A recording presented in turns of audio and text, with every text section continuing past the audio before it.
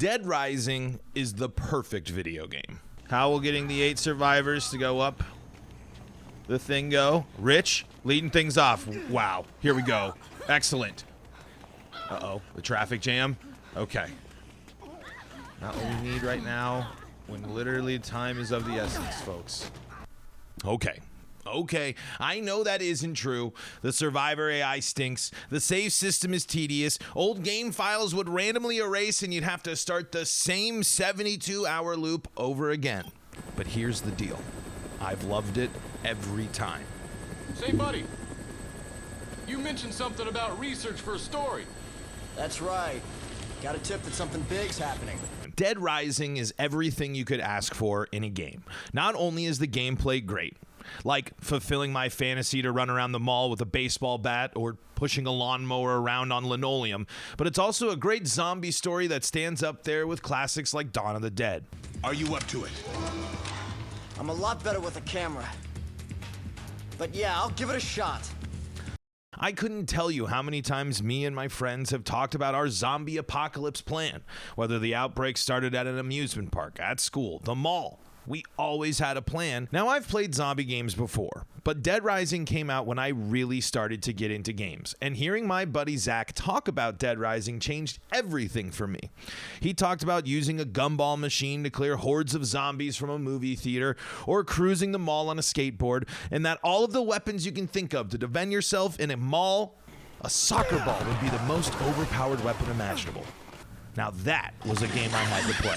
Talk about the last thing you'd want to see in this situation.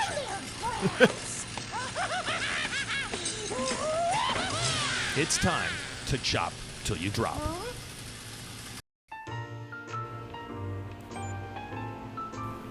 Dead Rising works because it's fun.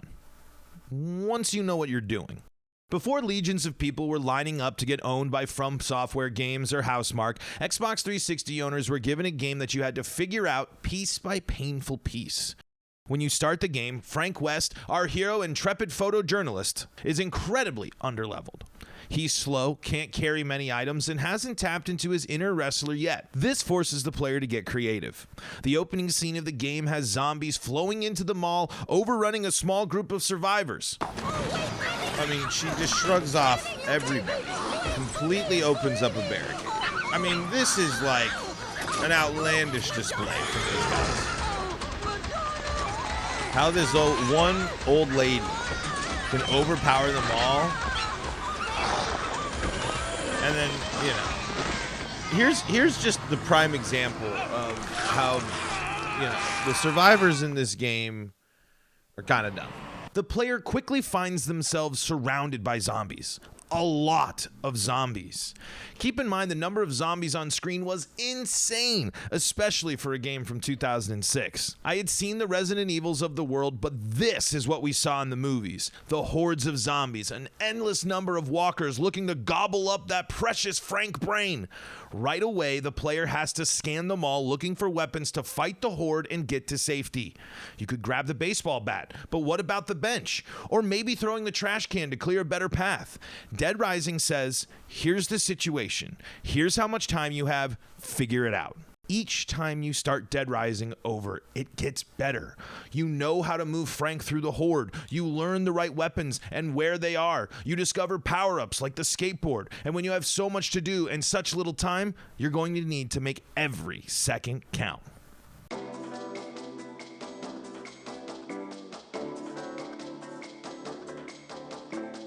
Frank West is a freelance photographer who looks to get his big break covering the Willamette riot. He's dropped off on top of the mall via helicopter with his ride planning to return in 3 days. But when Frank gets inside, he learns the mall isn't barricaded because of looters, but zombies. Frank escapes to the security room and discovers he's one of the few survivors remaining. I don't know. I hope they got away. Yeah, me too, Frank. Spoiler alert, they did not. He meets Brad and Jesse, 2 agents for the Department of Homeland Security, and Otis, who you should never give your number to, because he never stops calling you. We'll do that in a second. Oh, jeez. Oh, no.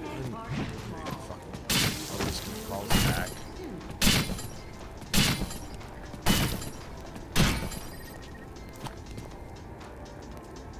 For the next 72 hours, you set out to solve cases, uncovering the mystery of the zombie outbreak and how much the government really knows about this.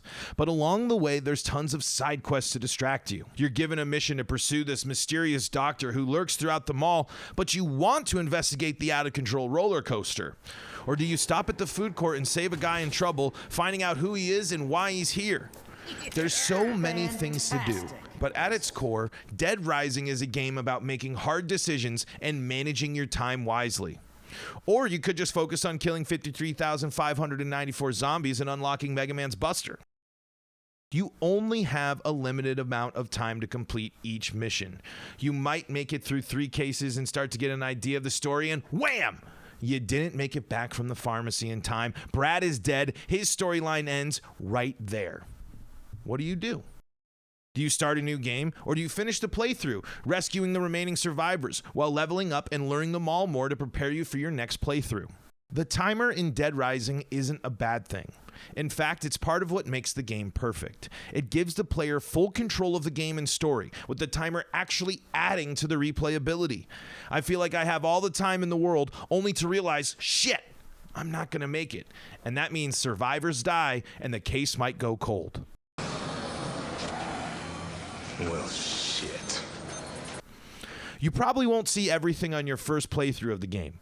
Dead Rising's timer encourages you to come back again and again because while you want to check out the out-of-control roller coaster, you had to do what was right for the team. Side note, never skip that mission. Always do out of control. And speaking of out of control...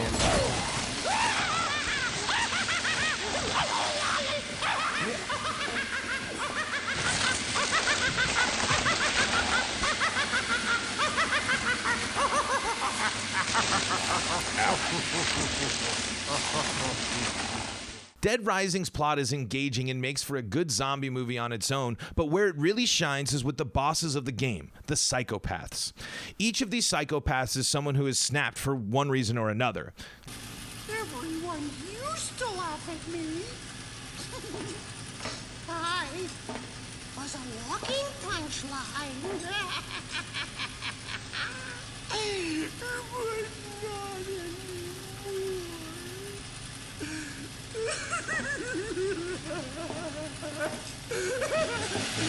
When the zombies came, everyone died.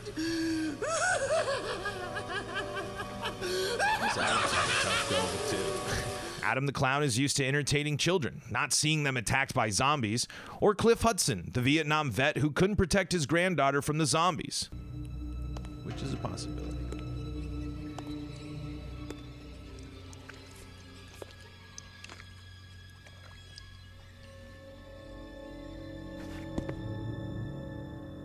Name and rank, soldier! Or what about Sean Keenan, the psychopathic cult leader that has a bunch of people running around the mall dressed up in raincoats and creepy green masks? Itself has overflowed upon the world, defiling us all. Darn.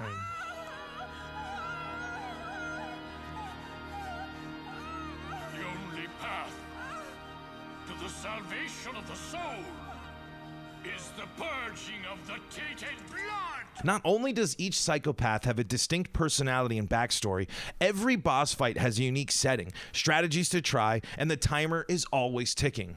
Some require specific tactics and a good understanding of the mall's layout so you know where to take cover, and these bosses can be pretty tough on your first or second playthrough. You might kill me. Yup. We're in trouble. Oh, yep. Sending you back to the last time you saved, because remember, no autosave here. But the moment of discovery, finding the right weapon or strategy that leads to beating these bosses for the first time is a prime example of grinding in a video game being fun. Defeating these bosses means unlocking unique weapons and clearing a safe path for survivors, and beating some bosses, like Adam, rewards you with unique weapons like the mini chainsaw, which are, with the right loadout, one of the most powerful weapons in the game and is damn near indestructible.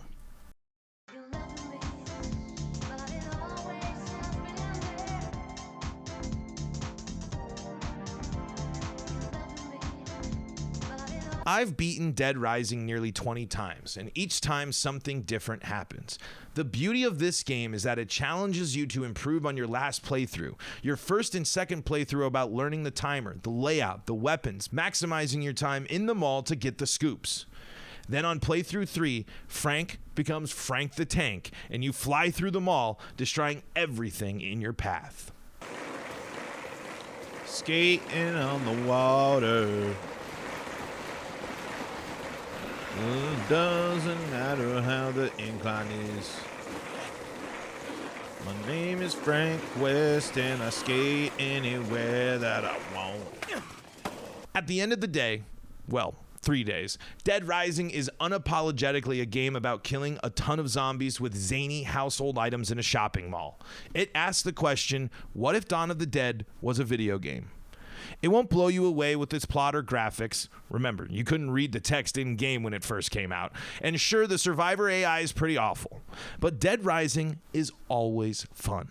It's a video game playground that gives you tons of weapons to up your kill count in brutal ways, like the katana or the axe, to downright zany ways, like CDs or lipstick. Some weapons are crazy and powerful, like the mannequin torso. The developers of Dead Rising didn't hold back when filling the mall with tools of zombie destruction. Combined with Frank's ever-growing list of abilities, vehicles, and heavy machinery, running through Willamette Mall is always a good time, depending on who you ask. It's kind of difficult to do.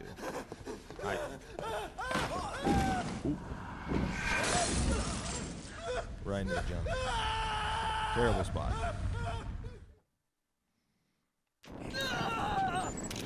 Fantastic.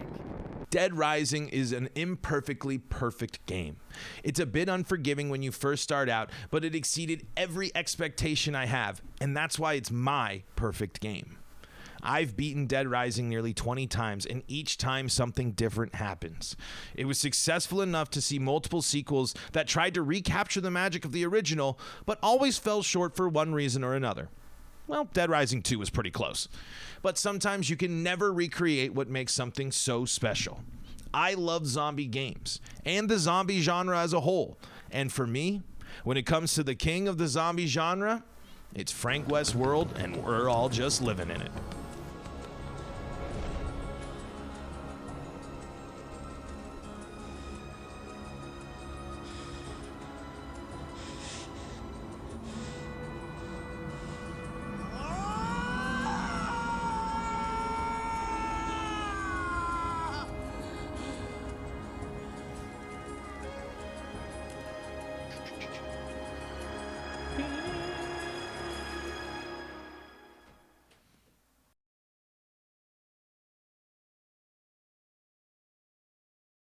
Say, buddy, you mentioned something about research for a story. Frank West. Remember that name, because the whole world's gonna know it in 3 days.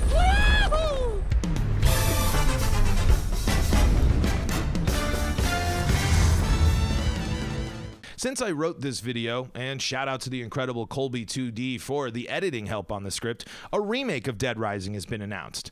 I freaked out at first. A pit of doubt started to creep when I didn't hear TJ Roletto's voice as Frank West for this revival. I fired off some quick thoughts on Twitter and crossed my fingers for the gameplay reveal. I, like many, was blown away. The remake looks incredible. The commitment to keeping the core gameplay but modernizing it is exactly what I wanted to hear, and I can't wait to go back to Willamette and experience one of my favorite games of all time for the first time again.